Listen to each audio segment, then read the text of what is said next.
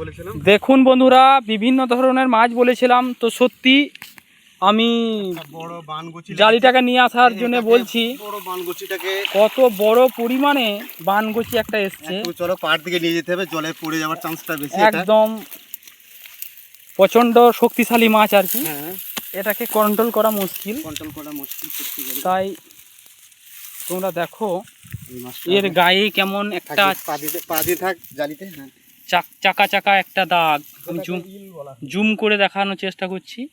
ইল বলা হয় এটাকে। এটা ইল বলা হয়, এটার মাধ্যমে ওরা স্পর্শ করে বুঝতে পারে। তো যেটা বলছিলাম যে বিভিন্ন ধরনের মাছ, তাই এই মাছগুলো খেলে সত্যি শরীরের উপকার হয়। তোমরা অনেকেই জানবে যে এই ন্যাচারালি মাছ সত্যি পাওয়া খুব মুশকিল। আমরা সকলেই কিনে খাই ভালো ভালো মাছ, অবশ্যই সেটা কোনো বলার অপেক্ষা রাখে না, কিন্তু যে এই জলে থেকে টাটকা মাছ আমরা কজন খেতে পারি?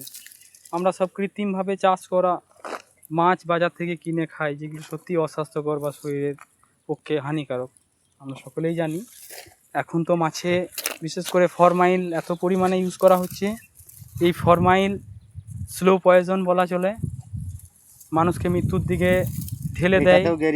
এবং এমনকি চিংড়ি রয়েছে, চোখ, কিডনি, লিভার আমাদের আক্রান্ত হয় ফরমাইলের প্রতি প্রয়োগের ফলে।